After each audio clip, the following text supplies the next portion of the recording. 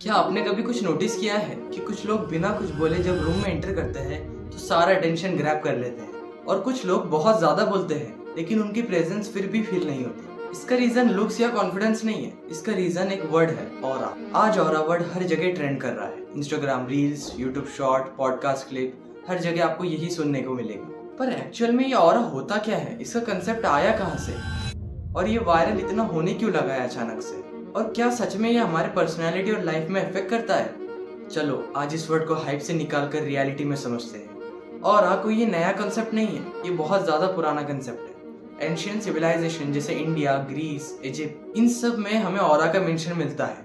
India में इसे energy field कहा जाता है। योगा और मेडिटेशन में माना जाता था कि ह्यूमन बॉडी के अराउंड एक एनर्जी शील्ड होती है। इस एनर्जी को हम आंखों से नहीं देख सकते लेकिन फील कर सकते हैं। साइंटिफिकली बोले तो सारे लिविंग बींग्स एनर्जी प्रोड्यूस कर सकते हैं। हमारे हार्ट की इलेक्ट्रिकल एक्टिविटी हो, ब्रेन वेव्स हो या नर्वस सिस्टम हो, सब कंटिन्यूअसली सिग्नल इमिट करते रहते हैं। इसी को हम ऑरा कहते हैं। इंटरेस्टिंग बात यह है कि कुछ फोटोग्राफर्स और रिसर्चर्स ने एक ट्रिक का यूज किया, क्रिलियन फोटोग्राफी, जिसके थ्रू वो हमारे वो एनर्जी को देख सकते थे जो हमें आंखों से नहीं दिखती। और ये कुछ पैटर्न्स में बना होता था, और उनके हिसाब से ये पैटर्न ऐसे होते थे कि आपका मूड कैसा है, आपका हेल्थ कैसी है और आपकी इमोशंस कैसे है। और यहीं से मॉडर्न दुनिया में ऑरा का डिस्कशन और ज्यादा बढ़ जाता है। अब सवाल ये आता है कि ऑरा वर्ड ये इतना ज्यादा पुराना है तो अभी अचानक से इतना वायरल क्यों होने लग गया है?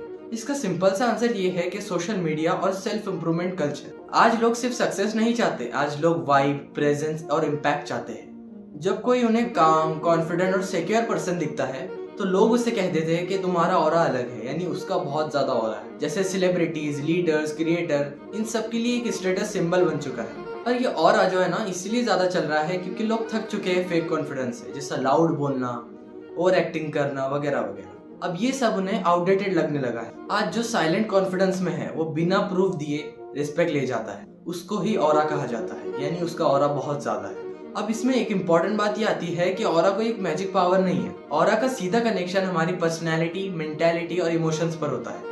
अगर आप हमेशा इनसिक्योर रहते हो, खुद पर डाउट करते हो, अप्रूवल मांगते रहते हो, तो आपकी एनर्जी वीक फील होती है। लोग कॉन्शियसली नोटिस ना करें लेकिन सबकॉन्शियसली उनका माइंड नोटिस कर लेता है। इसीलिए कुछ लोग कन्वर्सेशन में अनकंफर्टेबल हो जाते हैं बिना किसी रीजन के। और दूसरी तरफ जो पर्सन अपने लाइफ में क्लैरिटी रखता है, बाउंड्री समझता है और इमोशंस पर कंट्रोल रखता है, उसका ऑरा नेचुरली स्ट्रांग हो जाता है।